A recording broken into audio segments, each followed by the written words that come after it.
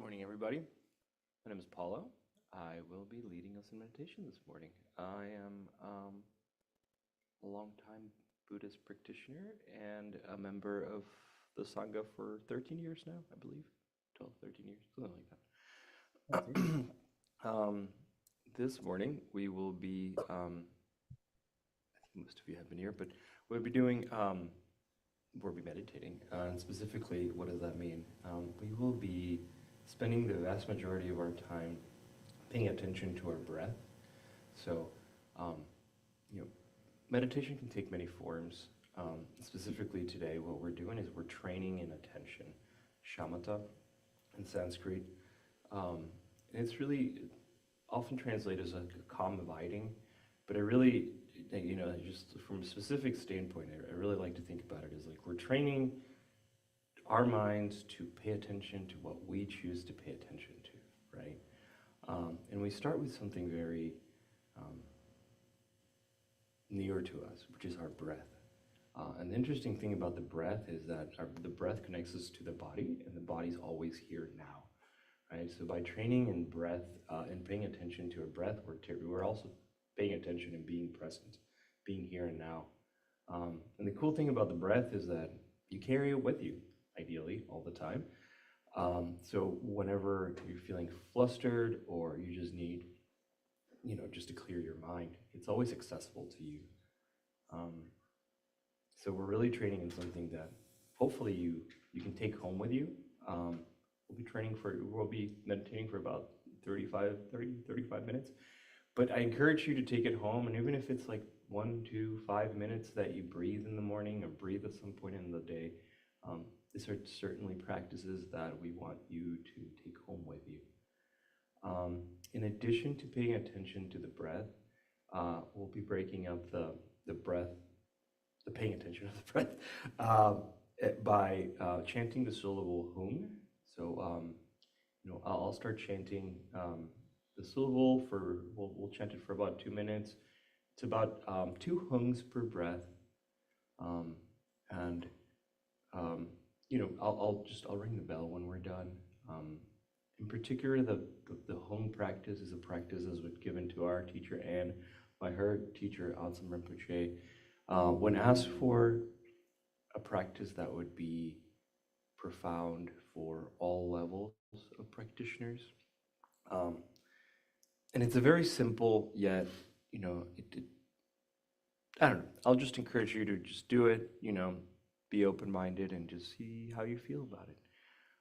But I view it as something that's a little bit more dynamic than the breath, right? Like ultimately we want to be able to be present at all times in our day-to-day lives, right? So the breath is hopefully like pretty stable and not too distracting. A sound is a little bit more active, right? A sound starts to look more like, can you be present during a conversation with somebody? So it's interesting. We're starting to training dynamism it's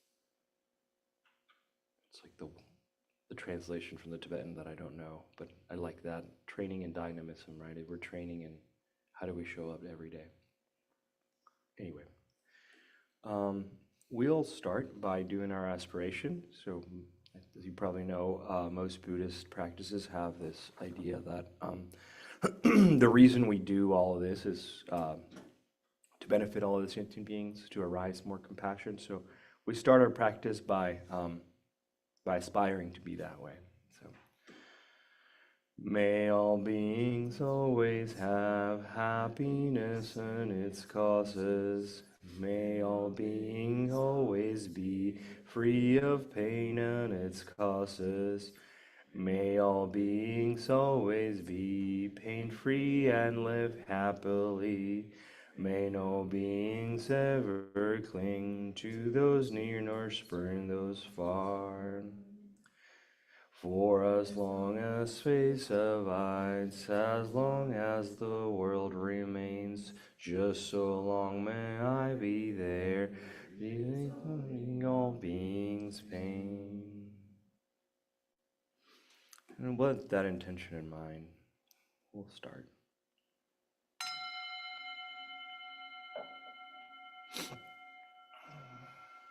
So finding a an awake yet comfortable position to sit in. I like to move back and forth side to side and find a place where both my sits bones are making contact with my seat. So you're looking for about even pressure across both your sits bones. From there, we start to stack our spine. So our vertebrae are kind of just stacking one on top of each other like coins from that foundation of our sits bones. And as our vertebrae get closer to our cervical spine, meaning your neck, you're going to tuck your chin in ever so slightly so that your spine continues to be a straight line or semi-straight line. Another way to think about it is imagining that there's a string on top of your head and you're being pulled. You're just aligning your cervical spine a little bit. So this position should be relatively, like, there is some effort to stand up, to sit up straight, but it shouldn't feel strained. It should just feel like, you're trying to sit up straight.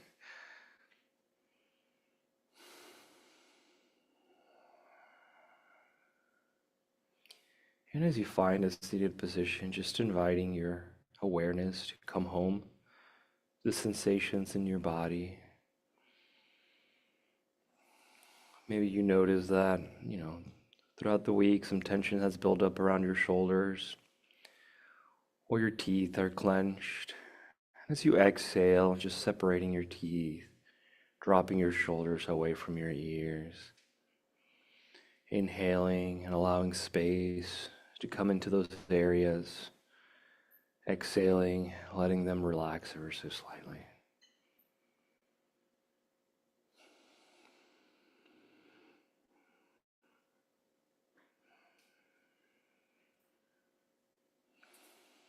Sometimes it helps to take a deep breath in and then let it go out your mouth.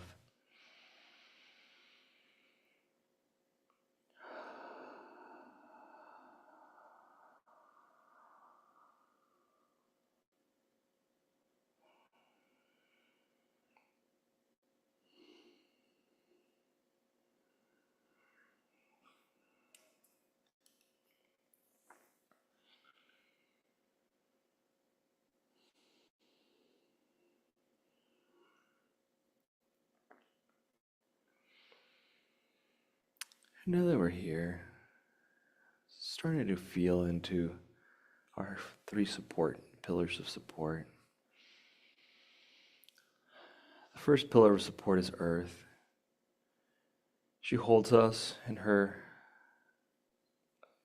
gravitational embrace and protects us from nasty radiation from outside through her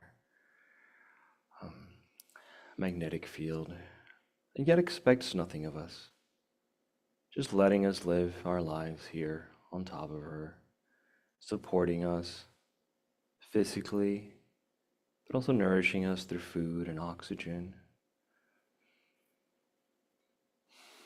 Just feeling supported by Earth.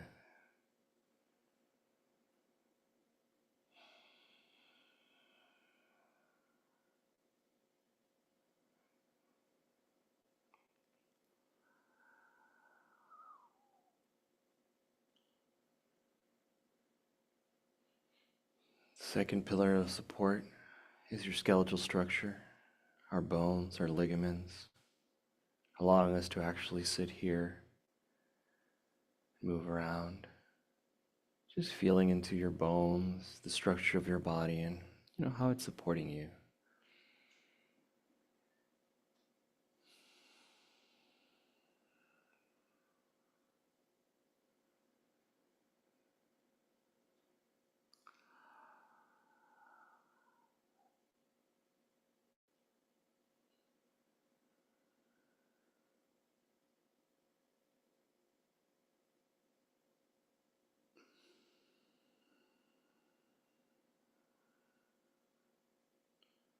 Your third pillar of support is the central channel.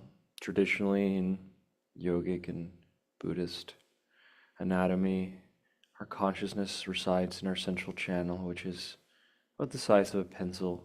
It starts at our dough, 3 finger widths below our navel and 3 fingers within. And it ends at the top of our head, traveling right in front of our spine. This allows us and supports awareness and consciousness in our bodies. Just feeling into that support.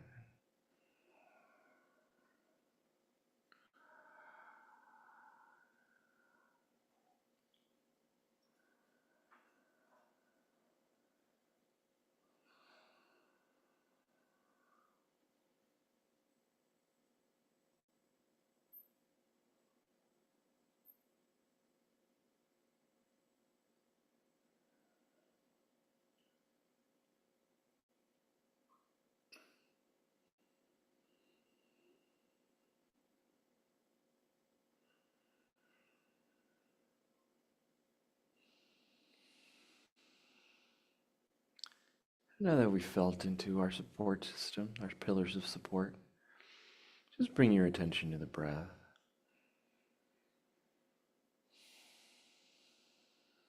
Maybe you feel it at your nose.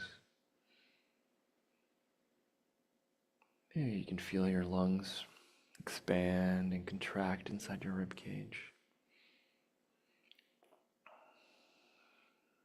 Maybe you can track the seed of the breath where it starts at the dough. 3 fingers width below our navel, 3 fingers within. Just feeling it how it started, letting your belly expand. Letting your chest expand, and then just topping off at the top of your collarbones, taking deep breaths. And then slowly, about the same amount of time that you took to take an in-breath, just letting that breath out.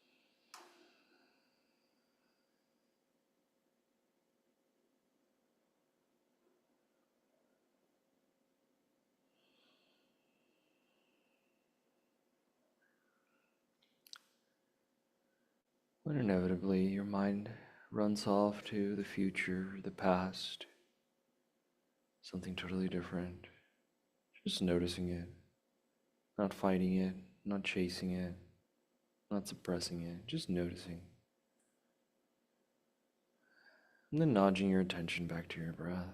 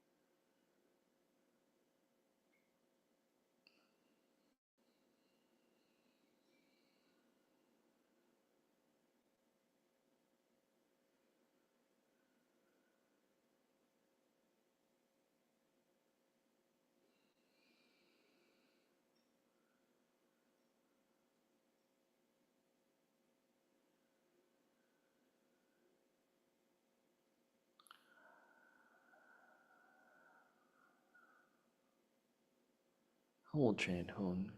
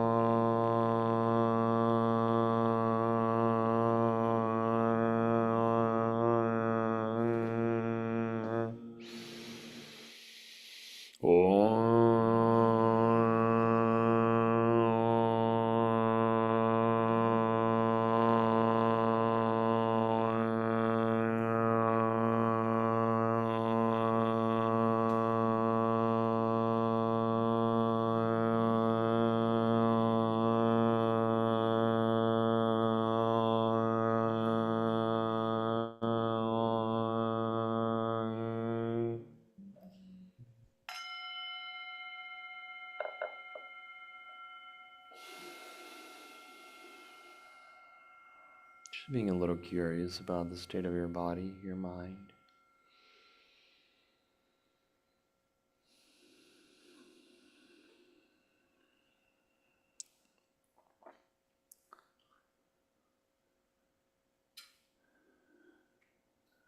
As that experience subsides, just bring your attention back to your body, breath.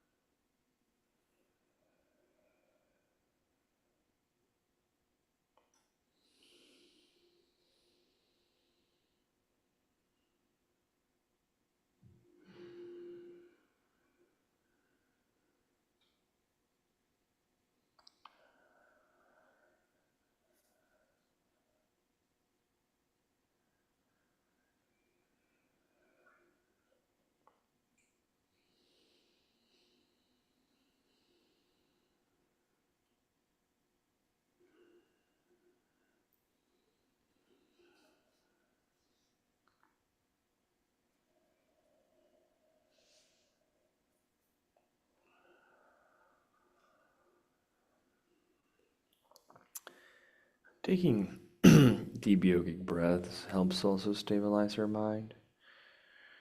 It is said that the rider of the mind rides the horse of the breath. It's common to hear something similar in both Tibetan culture and yogic culture.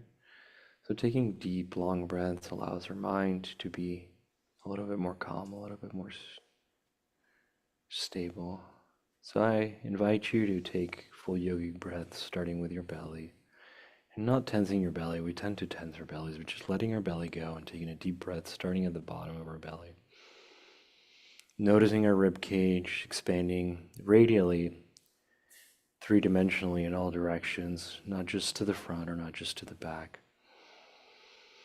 And topping up your breath at your collarbones, pausing for a second at the top of the breath, and then slowly exhaling. Pausing at the bottom of the breath and repeating it, starting from the bottom of the belly and just allowing your entire thoracic cavity to expand.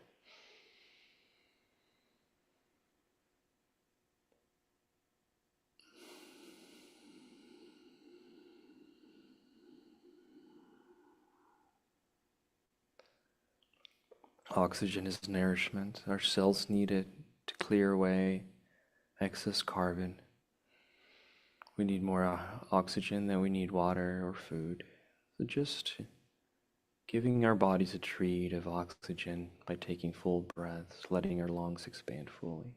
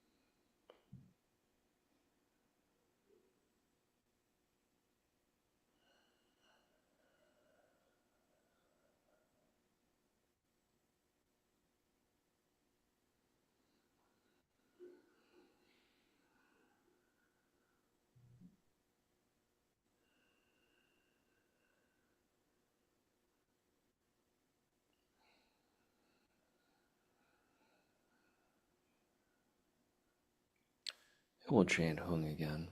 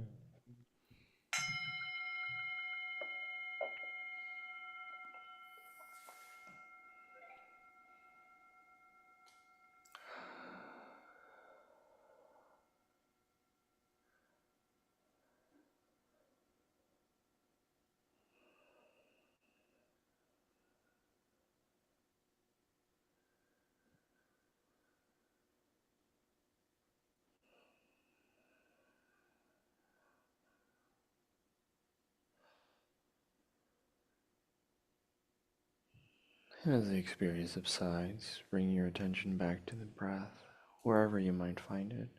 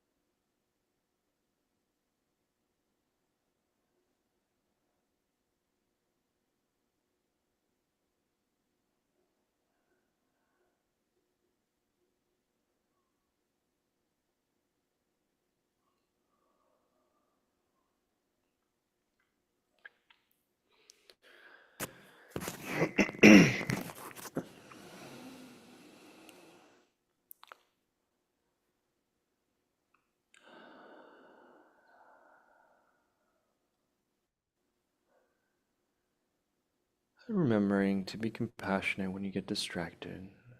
Meditation is not permission to beat yourself up, quite the opposite. Having a mind involves having thoughts, and that's okay.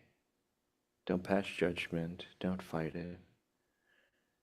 Just remember, the practice is to come back to the breath. So in some regards, your distractions are giving you a chance to practice. View them with compassion and love, and gently nudge your attention back to the breath.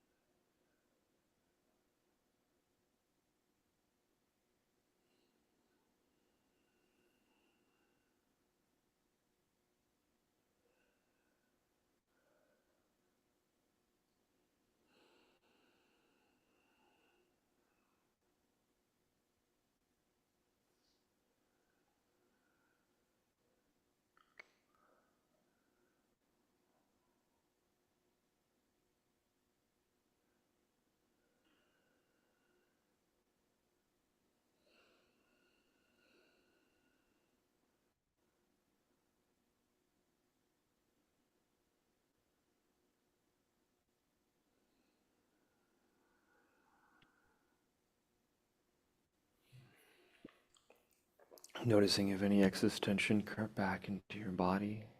Maybe you clench your jaw, maybe your shoulders are hiking up, your belly's tense.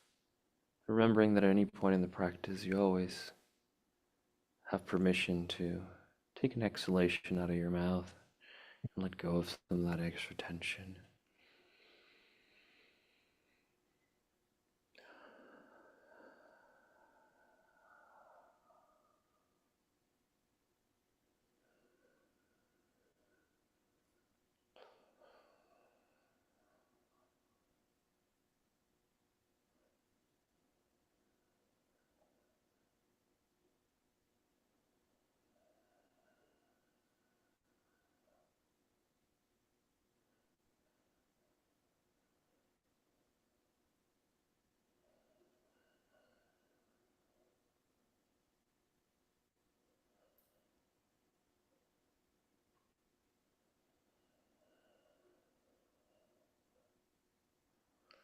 We'll chant Hung again.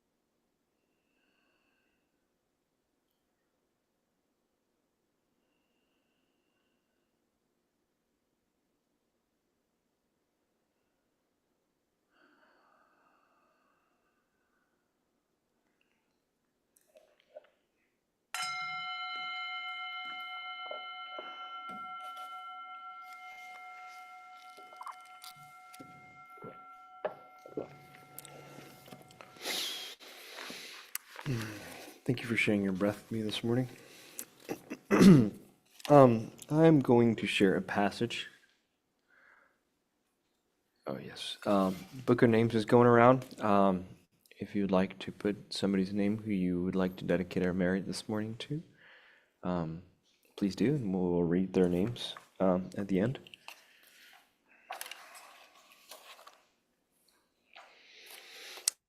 Today I'm going to be sharing chapter 107 of Pema Chodron's Comfortable with Uncertainty book. It's a very nice book. Kind of each chapter is maybe 1.5 pages. Very pithy instructions, but it's really wonderful, insightful thoughts by Pema Chodron. If you don't know the rest of her work, highly recommended. So, chapter 107, page 116, Compassionate Inquiry. When our when our attitude towards sphere becomes more welcoming and inquisitive, a fundamental shift occurs. Instead of spending our lives tensing up, we learn that we can connect with the freshness of the moment and relax. The practice is compassionate inquiry into our moods, our emotions, our thoughts. Compassionate inquiry into our reactions and strategies is fundamental to the process of awakening. We are encouraged to be curious about the neuroses that are bound to kick in when our coping mechanism start to fall apart. This is how we get to the place where we stop believing in our personal myths, the place where we are not always divided against our own selves, always resisting our own energy. This is how we learn to abide in basic goodness. It's an ongoing practice.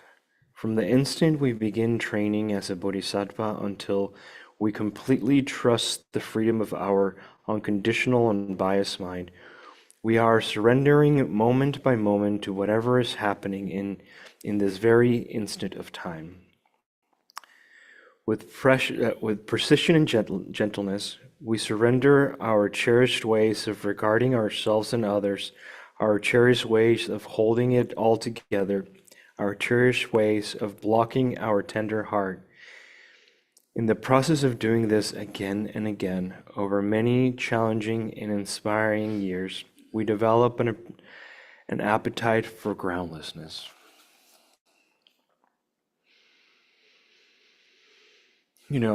I think people that come to Buddhism, people that generally are curious about, trying to improve ourselves and self-help and do something different, oftentimes can be extremely judgmental of ourselves. I mean, I think in general, as Westerners, Harvey likes to say, self-hatred is the common cold of modern psychology, right? But how can we really break our patterns? It's not like emotionally we're trying to break ourselves, right? I mean, it's I think it's sometimes we get confused and we just try to beat all patterns out of ourselves or beat new coping mechanisms into ourselves, or however you want to think about it. But it's really insightful in Buddhism that we learn that actually being able to be loving, compassionate, joyous, equanimous, right? Bodhicitta, right? Like the four boundless states of bodhicitta aren't just to focus on others. Actually, when we turn them upon ourselves, it's this great medicine that softens our patterns, that softens our softens how we keep it together, right? I think we spend so much time, that really gets to that spoke to me at least, like this idea of having to keep it together. We're so obsessed sometimes and so rigid and structured, but love is like this stream that just slowly withers away our patterns. Compassionate curiosity. Where is it coming from? Why do I need it? Do I still need that coping mechanism? Is that the right reaction? Not like a moment to lecture yourself or feel disappointed or judge yourself, but really just gently being curious about what's coming up.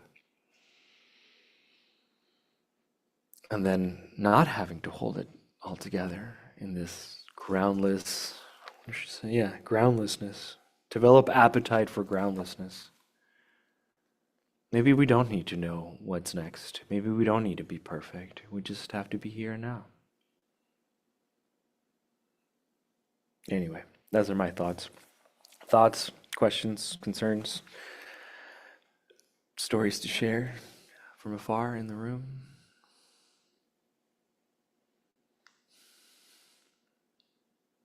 Awfully quiet this morning.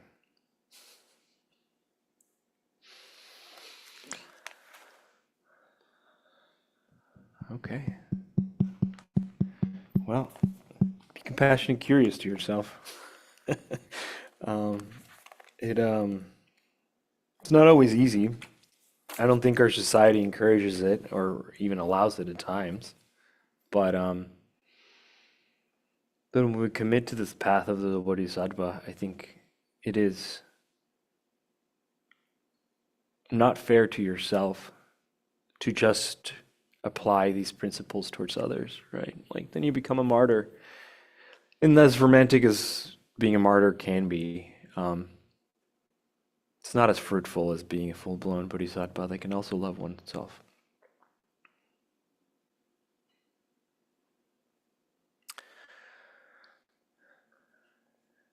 Anyhow, we'll breathe for another few minutes and we'll close off our practice.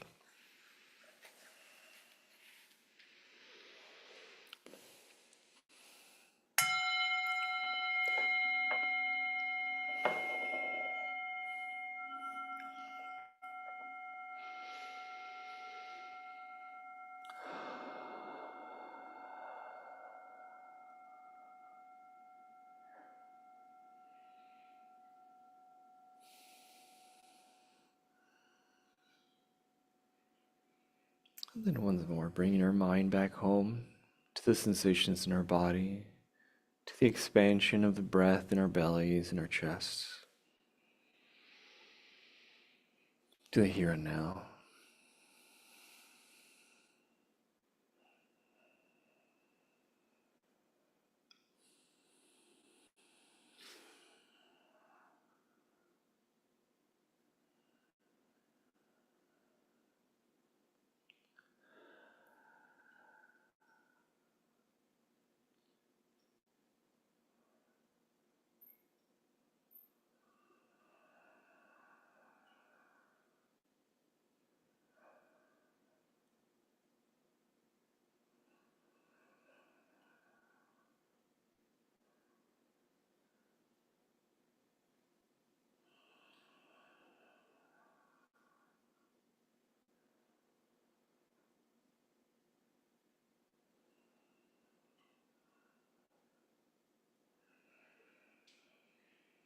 Feeling in, connecting with three pillars again, feeling supported by the earth,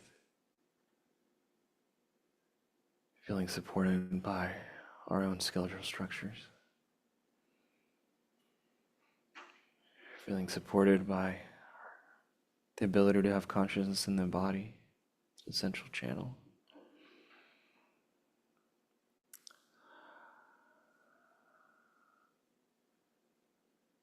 Maybe not just feeling into it, but also being thankful for it.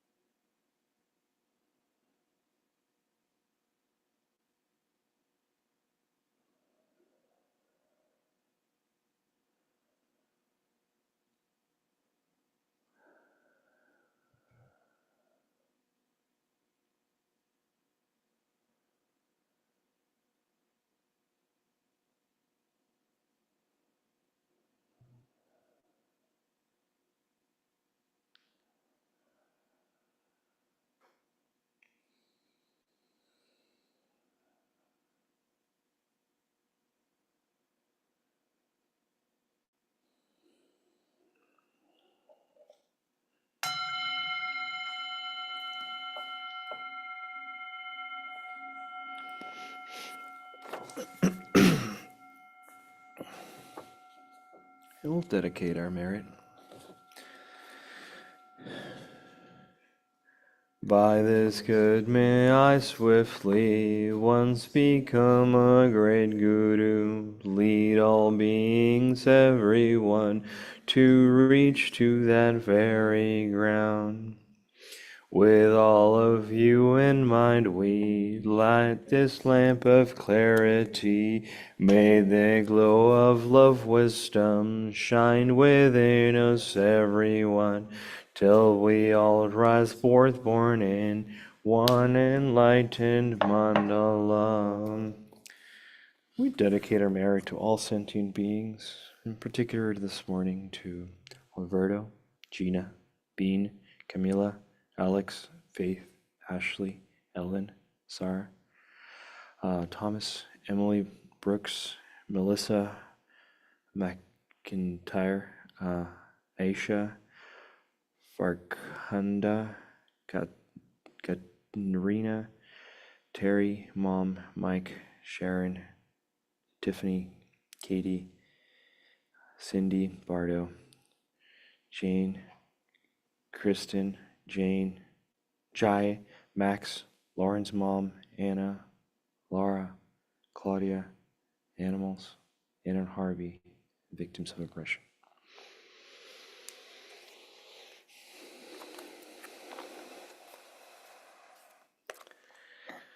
We'll close our practice with a big ah, and as you're chanting ah, you're giving light to yourself first and foremost from your heart to your heart. Then you're expanding into the room and being reminded that everybody else in the room is also sharing it with you and afar.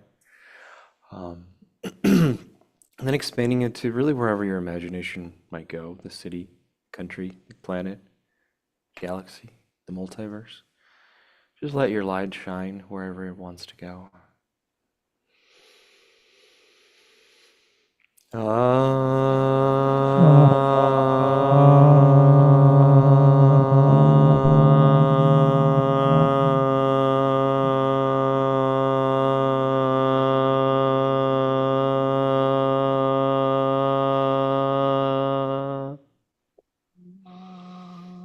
Thank you again for sharing your breath with me this morning, taking the time to meditate. And I hope you have a wonderful rest of your day. Do we have announcements?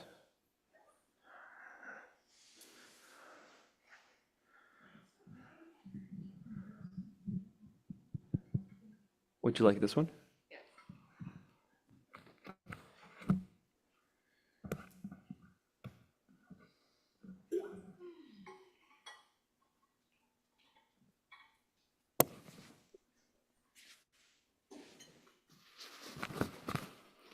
Thank you all for being here today. It is the third Tuesday of the month, so we have a talk that is starting in just a couple minutes. Emily, it's not Tuesday, it's Sunday. Next Sunday, the 27th, we'll have yoga and Sunday meditation as usual. And if you are here in person, we are going to screen a movie. I will send an email out about it. I'm sorry for those of you online that we can't share it online, but it is the Buddhist Film Festival. So I'll share more about that later. Sunday, August 3rd will be First Sunday. We'll have our meditation and talk, and then our first Sunday lunch with everybody. We also have in September, the first Sunday of September, we have a welcome event. If you're new to Dawn Mountain, you want to know about our programs and you want to ask the Lamas questions, you can sign up for that. We'll also have our Dzogchen Cycles retreat Friday, September 12th through Sunday the 14th. The topic is Seeing to Being. It's our new Seeing to Being curriculum, and you can read online about that too. Thank you. Can you hear me? Can you hear me? Hello? Hello, can you hear me? Emily, I don't know if can you hear me in the room? I don't know if they can hear me. So, Paulo, can you hear me in the room? People are hearing me online.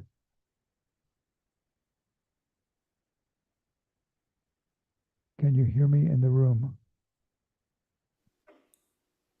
Is that as loud as the TV can? Okay, I think we should be good, Harvey.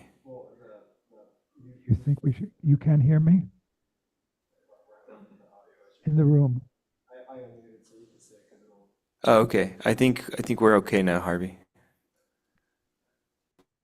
People online can hear me. It's just I'm concerned about people in the room.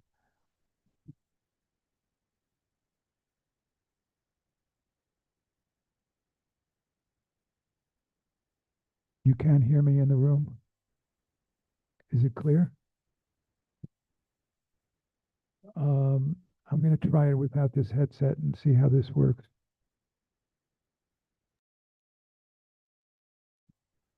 For in the room, let's see. How is this? Is this any better? Better? Okay, I'm going to take my headset off.